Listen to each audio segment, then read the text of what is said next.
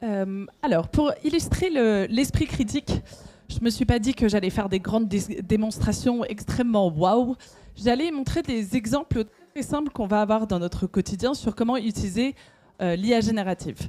Donc, en fait, quand on va se poser la question de l'esprit critique et de l'IA, nous avons tendance beaucoup à l'utiliser comme assistant. C'est-à-dire qu'on va lui demander de faire notre travail à notre place, rédige ce mémo, planifie telle chose, traduit, explique, rédige, résume, reproduit. Donc en fait, on va lui demander de créer notre contenu.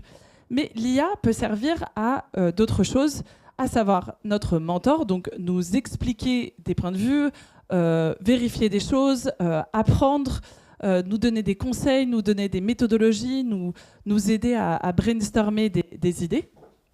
Ou on peut l'utiliser en se disant, c'est mon associé, moi j'ai fait le travail, maintenant j'ai envie d'avoir de la perspective, j'ai envie d'être challengé, j'ai envie qu'on me pose des questions, j'ai envie qu'on me dise pourquoi j'ai raison, pourquoi j'ai tort, comment est-ce que je pourrais l'améliorer.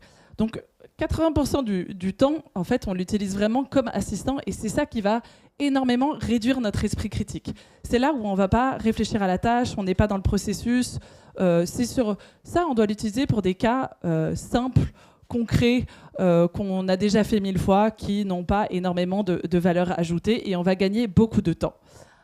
Alors, on va regarder un peu plus la partie mentor et associé. Et c'est ce qu'on disait ce matin, il faut toujours un peu se méfier de notre IA qui nous dit « Vous avez raison, vous êtes un génie ». Donc, je voulais juste vous montrer, avant de faire tomber mon ordinateur et que ça soit la catastrophe, un exemple. Je vais le faire sans micro, ce sera plus simple. Un exemple de comment l'IA renforce nos biais. Alors, celui-là.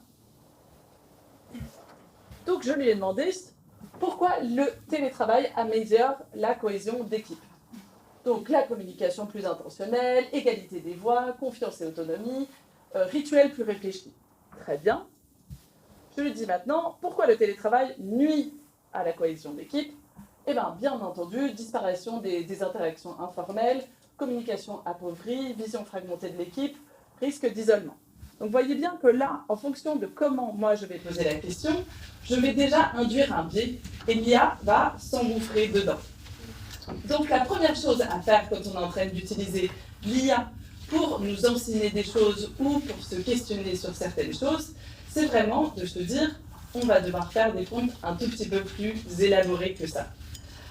Là-dessus, c'est vraiment se poser la question de comment on va poser la question pour avoir une approche neutre.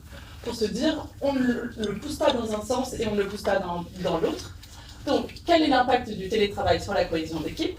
Faites des recherches Internet, parce que la première chose, c'est plus il y a d'informations, plus il y a de contexte, moins il y a d'hallucinations.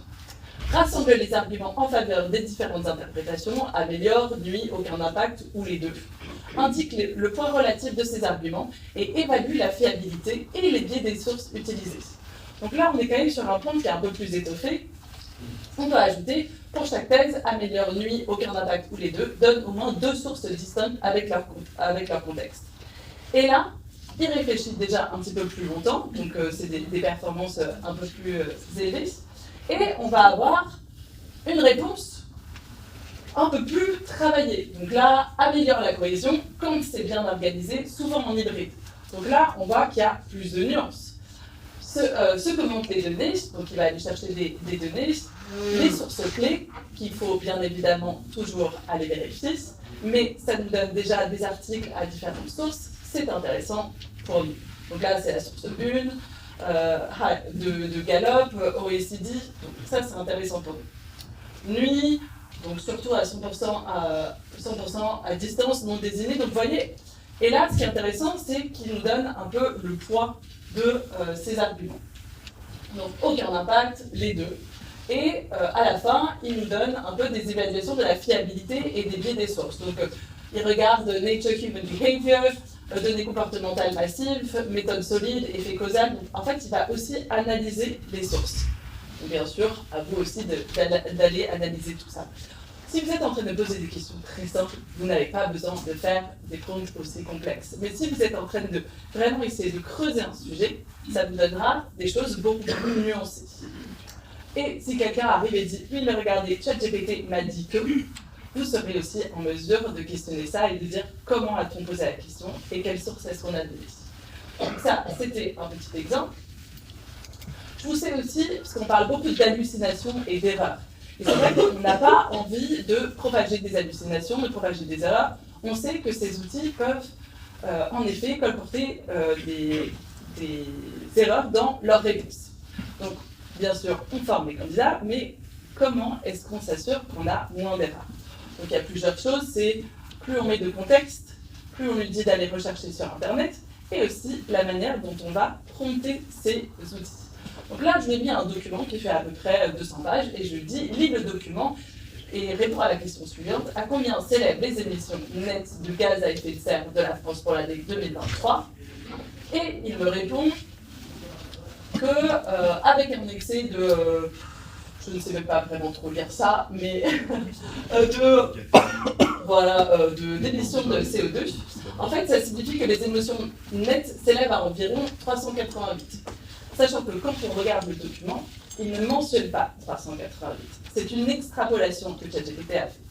Donc si moi, je veux des réponses plus fiables que ça en lui donnant un document, je vais lui dire, lis le document et réponds à la question suivante. À combien s'élèvent les émissions nettes de gaz à effet de serre de la France pour l'année 2023? Et je lui donne des étapes à suivre. Premièrement, tu extrais et affiches les éléments les plus pertinents pour répondre à la question posée. C'est-à-dire qu'on va aller chercher dans tout le document et on va lui dire « Ok, glane toutes les informations qui pourraient plus ou moins être relayées à ça. » Deuxième, c'est analyse si les éléments permettent de répondre précisément à la question posée. Donc là, on demande à l'IA d'être réflexive sur elle-même, de lire les réponses et de se dire « Ça, c'est une bonne réponse, ça, c'est une mauvaise réponse. » Et elle est très très forte à ça. Donc, et si les éléments ne permettent pas de répondre à la question, dis-le. Et enfin, réponds à la question. Et là, on voit, il extrait toutes les données pertinentes du document, il analyse la précision des informations, et là, il fait quelque chose que l'IA fait rarement, il dit « il n'y a pas la réponse » ou « je ne sais pas ». Et donc là, vous savez que vous avez un outil qui répond beaucoup mieux à votre compte. Donc les données disponibles ne donnent pas directement le chiffre exact des émissions nettes, ce qui est vraiment très très bien, parce que quand il dit « je ne sais pas », vous savez que vous avez des réponses plus fiables, mais elles permettent une estimation fiable, et donc là, on a l'extraction. Donc, quand on pose des questions, il ne faut pas juste dire qu'il va donner la bonne réponse. On va lui dire de faire des choses par étapes, extraire les informations, analyser les réponses, émettre une réponse. Et là, on va réduire le taux d'hallucination.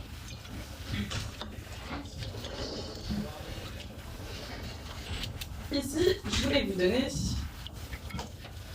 un exemple de comment on peut l'utiliser. Ça, j'utilise beaucoup plus avec la fonction vocale quand je déambule pour réfléchir à des choses. Et donc là, je veux que l'IA m'aide à réfléchir à certaines questions. Et que ça me pousse dans mes réflexions, qu'ils ne me donnent pas de réponse, qu'ils ne me disent pas que j'ai raison, qu'ils me disent tout le temps pourquoi ils pensent que ça pourrait être un tout petit peu plus nuancé, ou pourquoi, ou comment est-ce que je pourrais vraiment aller plus loin dans mes raisonnements. Donc je le fais en mode vocal, mais je sais très bien que quand on est plusieurs dans une salle en mode vocal, très souvent ça va bugger, mais je vous donne l'exemple, l'extrait de ce que j'ai fait dans la conversation. Donc là, je veux réfléchir sur ma pensée critique entre le lien entre l'intelligence artificielle générative et l'esprit critique. Donc là, adopte une posture de tuteur socratique exigeant, ne donne jamais de réponses toutes faites. Pose uniquement des questions puissantes, précises et déstabilisantes qui m'obligent à expliciter, justifier, comparer, nuancer, remettre en cause mes limites. Après, confronte mes raisonnements à leurs limites. Identifie mes présupposés implicites, mes contradictions internes, mes angles morts, mes généralisations abusives et mes raccourcis logiques. Vous allez voir que ça fait très très mal. Mais je vais l'utiliser pour préparer ma petite présentation ce matin sur l'esprit critique. Et donc, on a beaucoup moins un chatbot qui nous dit « You are genius » et que plutôt « Travaille un peu plus, on n'y est pas encore ». structure ton questionnement de façon progressive. Donc c'est lui qui va nous poser des questions. Et donc c'est ça qui va nous permettre un peu d'ouvrir, d'élargir notre esprit critique. Donc on part des définitions et des concepts de base, puis on élargit vers les explications, les preuves, les mécanismes causaux, les contre-arguments. Donc en fait, ça va vous prendre des définitions et ça va commencer à creuser. Et ça, c'est intéressant parce que cette conversation, elle peut durer très longtemps en fait. Donc nous, on a l'habitude d'utiliser l'IA, de poser une question, paf, on a la réponse, on repart. Ici, c'est beaucoup moins pour la productivité, beaucoup plus pour la qualité. Voilà, donc après chacune de mes réponses, produit une analyse critique de mon raisonnement, évalue sa clarté, la cohérence, la profondeur, son ancrage des faits. Donc là, il me pose, moi je lui dis, mais vous pouvez le changer sur la thématique, hein. Moi j'ai parlé de esprit critique et IA générative. Donc là, il me dit, quand tu utilises l'expression esprit critique face à l'IA générative, que mets-tu exactement derrière ce terme? Décris-le sans t'appuyer sur des formules toutes faites. Quelles sont, selon toi, ces composantes concrètes observables dans une situation réelle d'interaction? Donc là, j'ai dit, bon, l'esprit critique, c'est la capacité de s'adapter, adapter son taux de confiance à une information en fonction de l'évaluation, de la qualité et de la fiabilité des sources. C'est se situer sur un continuum et d'avoir une méthode scientifique pour prendre des décisions éclairées. Et donc, je parle d'IA générative. Et là, il est venu me questionner et ça m'a aidé pour la présentation de ce matin. Je me suis dit, en effet, c'était une définition un peu étroite de l'IA générative. Donc, c'est un peu long, mais vous pourrez avoir les transcrits, vous pourrez les signer sur des thèmes où vous êtes plus expert. Mais en fait, là, elle me dit, voilà les endroits où, en fait, il te manque des informations. Voilà comment tu pourrais clarifier ta définition. Donc là, il vient me dire qu'en fait, il manque des points dans ma définition de l'esprit critique. Mais il me dit que je pose un diagnostic intéressant, mais que je ne démontre pas les mécanismes. Qu'est-ce qui relie les deux? Et surtout, un troisième point, se remettre en question lorsqu'on crée avec l'IA, supposer qu'on veut se remettre en question. Donc, vous voyez, on va avoir toute une discussion en vocal encore plus intéressante. Et finalement, chose un peu plus simple, moi, j'écris un petit plan d'action sur comment mettre en place l'IA générative dans une entreprise. Je l'ai créé, je l'ai conduit, je l'ai réfléchi avec ma tête, mais j'ai envie d'aller un peu plus loin. Je peux très bien mettre mon plan d'action et dire 3 experts analysent la pertinence de ce plan d'action et proposent des améliorations. Et là, c'est assez drôle parce qu'il va venir nous créer le docteur Sophie Lemoine, juriste spécialisée en droit du travail et éthique numérique. On a Malik Benani, expert en transformation RH, avec leurs propositions, et Clara Rossi, data scientist spécialisée en IA appliquée au RH. Et donc là, en fait, ils vont chacun, avec leur chapeau et leur expérience, venir donner des recommandations sur comment l'améliorer. Et au fond, ils nous donnent des choses à améliorer, et on peut voir qu'ils réintègrent beaucoup plus l'analyse d'impact RGPD des audits biais potentiels. Donc, en fait, tout ce qui a été rajouté à mon plan a été mis en gras par ces experts. Beaucoup d'informations.